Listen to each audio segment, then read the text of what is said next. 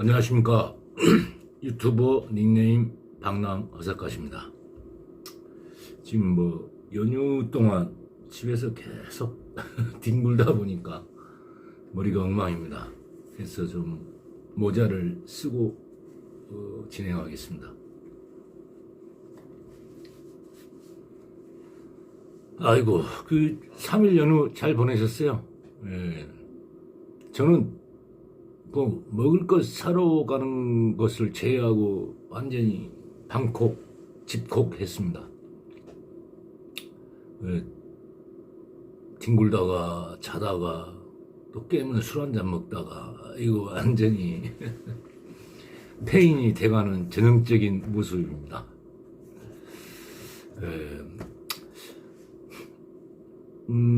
왜 이제 방송을 또 시작했냐면 한 가지 중요한 포인트를 한번 짚어보고 싶었습니다.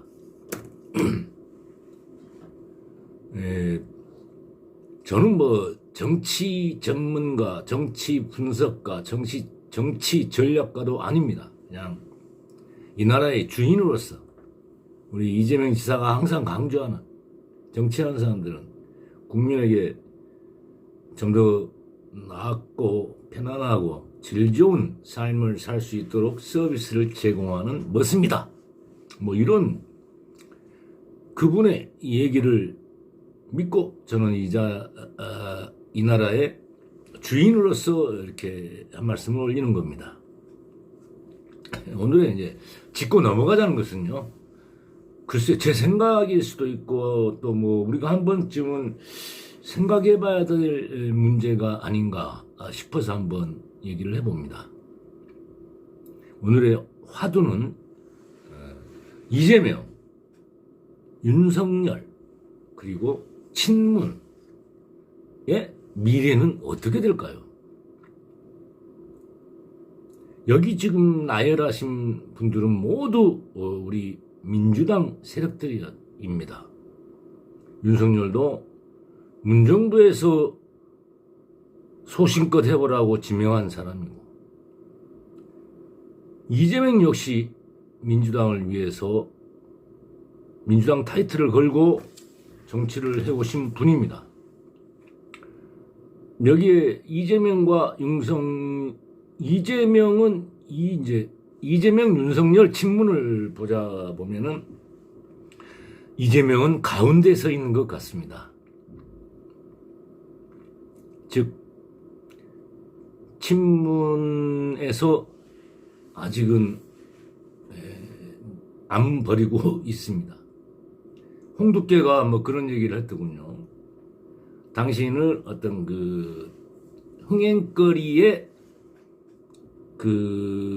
로 이용하기 위해서 당신을 살려둔 거다.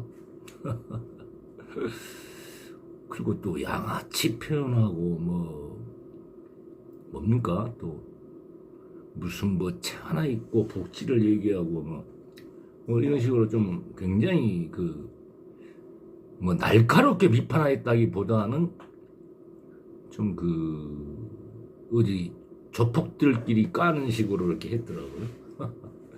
그러면 우리 홍 발장께서는 요즘 나이가 드셔서 좀 발정이 안 되실 텐데 돼지 발정제 혹시 하고 싶은 충동 못 느끼시나요?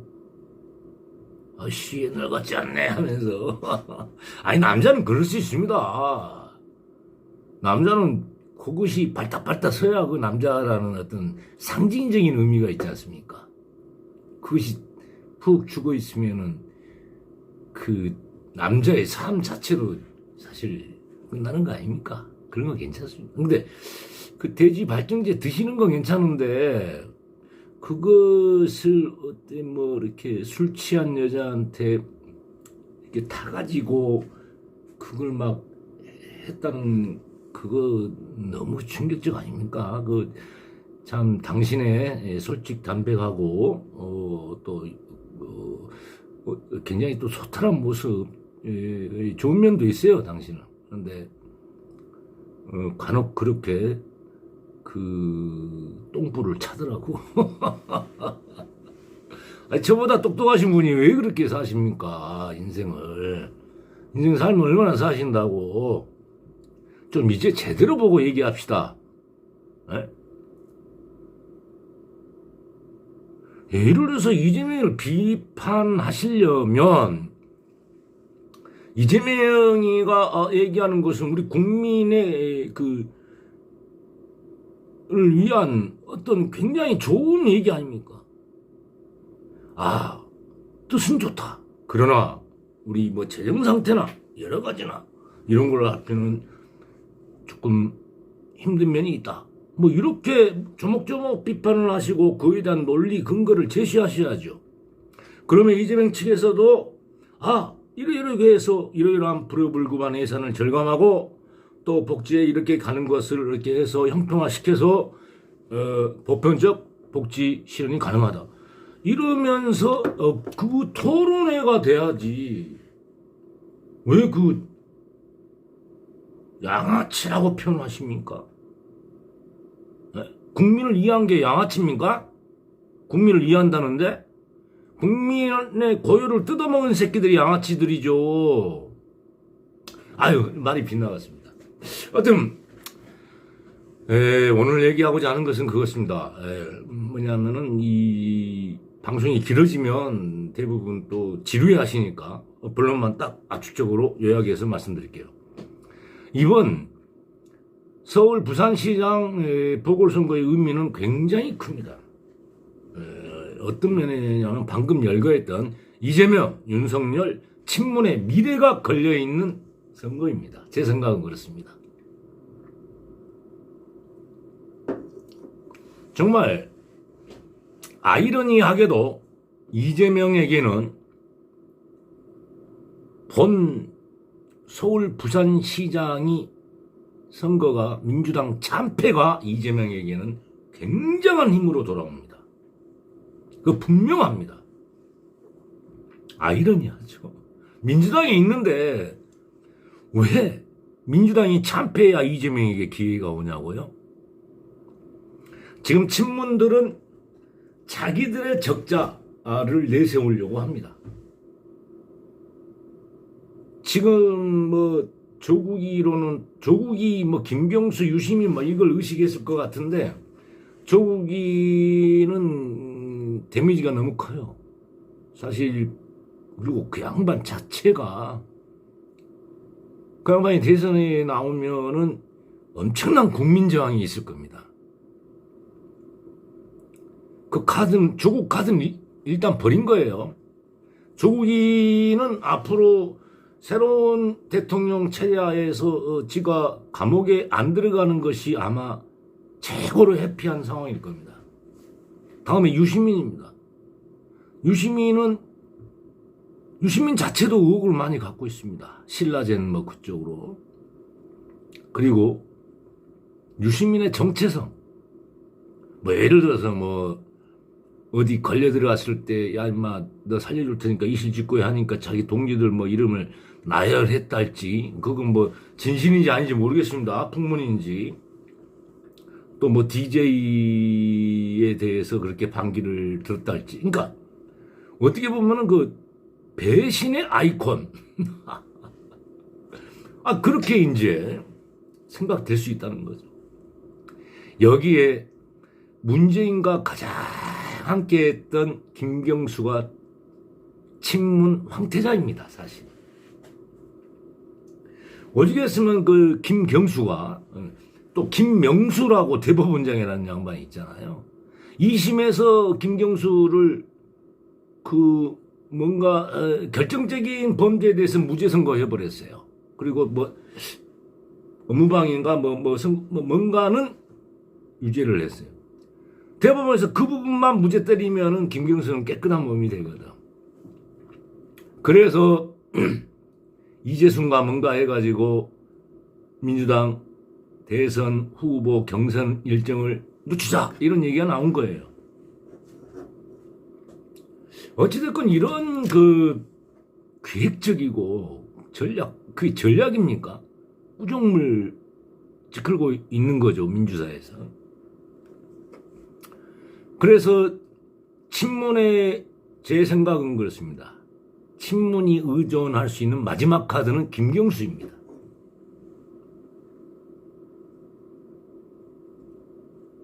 그런데 이번 서울 부산시장에서 아마 민주당은 뭐 부산은 박빙으로 뭐 저도 괜찮다 하는 분위기인 것 같아요. 박빙으로만 가도 성공했다. 짜릿하게 뭐 아깝게 석패를 한달지 그러면 성공이야. 부산은 뭐 물론 이기면 금상첨화고 그러면 친문들의 부활을 알리는 신호탄이에요. 그게 부산에서 이겨버리면, 부산에서 민주당이 이겨버리면 친문들에게 날개를 달아버린 거지. 그러면 이재명은 없어져. 그렇습니다. 서울시, 그러니까 부산에서 민주당이 당선되면 이재명은 사라진다. 이렇게 보시면 됩니다. 분명합니다. 그건. 제가 촉이 좀 있거든. 그런데 민주당도 부산은 뭐 조금 뭐 기대는 안 하는 것 같아요. 다만 석패 정도, 아슬아슬하게 떨어지는 거, 분루를 삼킬 정도, 이게 민주당한테는 친문이 부활의 신호탄이 돼요. 그리고 서울시를 박영선이가 가져가는 거죠. 그랬을 때 친문들이 부활을 하려고 바둥바둥 될 겁니다. 그리고 어떻게 해서든 김명순과 누군가, 김명수 하는 얘기 들어보세요. 2심에서 일부 무죄를 선고하니까 대법원 부담을 들었다. 왜냐하면 2심에서 일부 무죄가 아니라 전부 유죄를 때려버리면 대법원에서 그 판결을 뒤집을 때 상당히 어렵거든. 그런데 일부 무죄가 나왔으니까 이것만 무죄 처리 뭐 법 논리로 해가지고 뭐 이상하게 막 이상한 소리 해가지고 무죄 때리면 끝나는 거예요. 대법원 뭐 최종 판결이니까. 그 김명수는 거의 그 문정부의 하수인입니다. 상권 분립이 아니에요. 물론 지금 현재 3권 중에 국회도 문정부가 가지고 있죠. 행정부 가지고 있죠. 사법부도 장악하고 있습니다. 다만 검찰이 좀 꼼지락 윤석열이라는 양반이 그렇게 그 선머스처럼 해가지고, 왜냐하면 자기한테도 나중에 너 정권 바뀌고 그러면은요, 너 직무유기를 했다 뭐 했다 자기도 엮이거든. 자기는 법과 원칙에 따라서 할 수밖에 없는 보청천이야. 그래서 여당이더라도 잘못을 저지르면 수사를 해야 되고 기소를 해야 돼. 안 할 수가 없어. 그 검찰이 사실은 친문의 그 이 나라의 전횡을 막고 있는 겁니다. 우리는 윤석열에게 굉장히 고마워해야 됩니다. 윤석열이 없었다면 이재명도 없습니다. 진즉에 제거되었죠. 물론 이재명 지사가 그걸 모를 정도 촉이 없는 사람은 아닐 거라고 알고 있습니다. 최근에 친문의 수호천사 호위무사를 자처하면서 친문 방어에 주력하는 이재명의 모습에 저도 내심 실망하고 분노가 해서 이재명을 많이 깠습니다마는, 그래, 그의 큰 뜻이 있겠지 해서 지켜보고 있습니다. 그래서 서울시에서 박영선이가 당선이 되면 친문 부활의 신호탄입니다. 그리고 이재명은 사라집니다. 전 그렇게 보고 있습니다. 분명합니다. 그러나 서울시에서 민주당이 서울시에서 석패를 하든 석패를 했을 때는 참패까지 필요 없어. 석패. 아깝게 안철수가 되든 누가 되든 그렇게 되면 어떻게 되는지 아세요? 저는 그게 보입니다. 친문들이 이재명한테 다 줄서게 돼 있습니다. 지 살아남으려고. 그게 정치입니다. 정치뿐만 아니라 사업도 그러고 다 그래요. 자기 이익이 우선입니다. 내가 누구 어떤 주군을 섬겼다고 그 주군을 끝까지 처지일간 일편단심 없습니다. 요즘 세상에. 다 자기 이해관계 속에서 갑니다. 바로 이재명한테 줄서게 돼 있습니다. 어떻게 보면 서울시의 시장 이번 뭐 보궐선거지만은 간단하지만 민주당이 지면 그것은 친문 몰락의 신호탄이라고 보시면 됩니다. 그리고 민주당을 위해서 이재명한테 줄서기를 한달지 이재명 그러니까 너무 지은 죄가 많은 놈은 저쪽 국민의힘당으로 또 갈 수도 있어요. 하여튼 정치권의 판도의 대변화가 일어납니다. 그래서 친문과 이재명은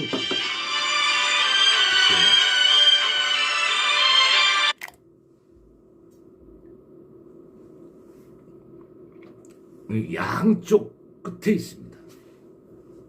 그럼 여기서 이제 윤석열에 대해서 간단히 말씀 올리고 마무리하겠습니다. 너무 말이 길어졌습니다.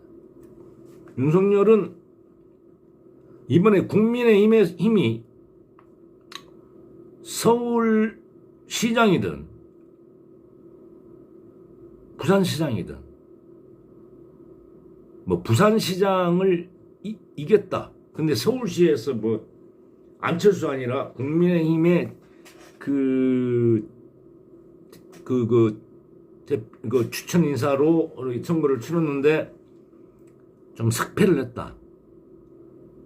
그러면은 김종인 체제는 유지될 수도 있어요. 그리고 윤석열을 영입을 하냐 안 하냐 이거에 대해서 고민을 많이 할 겁니다. 그러나 만에 하나 국민의힘이 서울에서 참패를 하고 부산에서 마저 삭패를 했다. 이런 경우에는 국민의힘 입장에서는 도저히 자력으로 자기 당을 갱생할 수가 없습니다.